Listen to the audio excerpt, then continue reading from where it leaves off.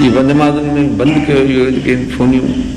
मस्जिद में क़ुर शरीफ़ अलाह साईं फरमाए थो मन दख़लहु कान आमिना मोबाइल माण्हू पंहिंजो बंदि करे माण्हू हिकिड़ा बेसम्झ आहिनि उनखे ख़बर न आहे नमाज़ शुरू कयूं त मोबाइल खे हथु न लाहींदा हूअं वेठा पंहिंजा ॾाढ़ी खणंदा ऐं पुठी खणंदा पर मोबाइल खे हथु न हणंदा मोबाइल बंदि कयो बाबा इहे बकवास बंदि कयो ॿियनि माण्हुनि जी दिमाग़ में ख़राबु थिए थी तवजो ख़राबु थिए थो इहो अकुलु अॼु ताईं माण्हुनि खे न आयो सॼी ज़िंदगी नमाज़ पढ़ियूं सॼी ज़िंदगी मस्जिद में आया लेकिन इहो हुनखे अकुलु न आयो न कंहिं सम्झायो त बाबा नमाज़ में भली माण्हू हुजे मोबाइल खे बंदि करे बसि ख़लास कराहत भली हुन में आहे पर उहा कराहत हिन खां वधीक आहे उहा कराहत जेका आहे उहा हिन खां घणी वधीक कराहत आहे कॾहिं त उहा हुरमत बि हूंदी आहे कॾहिं त उहा हुरमत बि हूंदी आहे कॾहिं त कराहत आहे आम सादो आवाज़ आहे त कराहत आहे जेकॾहिं ख़राबु आवाज़ आहे त पोइ त हराम आहे पर पोइ माण्हू बंदि न कंदा आहिनि हिकिड़ो माण्हू उहो कराची मां नमाज़ पे पढ़ां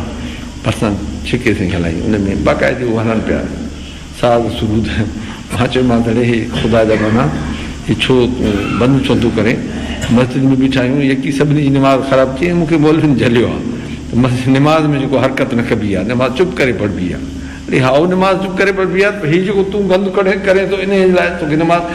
उहो फ़क़ी मसइलो आहे त टके जे लाइ माण्हू नमाज़ पंहिंजी भञी सघे थो हिकिड़े माण्हू जो रुपए जो ज़्यान थो थिए फ़िक़ह वारा किताब लिखनि था उहा नमाज़ भञी पंहिंजो ज़्यान बचायो बाक़ी हिते सभिनी माण्हुनि जी नमाज़ बि ज़ायो थिए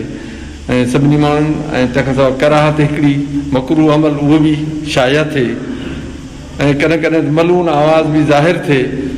साज़ जो आवाज़ मलून आहे जीअं हदीस शरीफ़ में अचे थो सौतान मलऊनान असौतुन नाहिया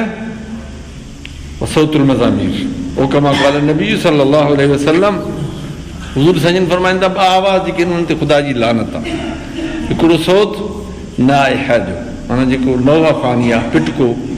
पिटको जेको माण्हू करे थो पिटके जो आवाज़ माना कंहिं ॾुख ऐं कंहिं ग़म खे यादि करे या ग़म जे सूरत में हिकिड़ो माण्हू जज़ा फज़ा करे थो पिटे खोहे थो त उन सूरत में जेको आहे सो जेको माण्हू आवाज़ु कढे थो उनजे लाइ प्यारे पैगम्बर अलैहिस्सलाम छा फरमायो असौतान मलऊन आहे इहो सौत जेको आहे मलऊन आहे चाहे औरत हुजे चाहे मर्द हुजे ईअं न आहे त को औरत आहे त पोइ हुनजो मलून आवाज़ु आहे जे मर्द आहे त पोइ हुन ते वरी रहमत आहे न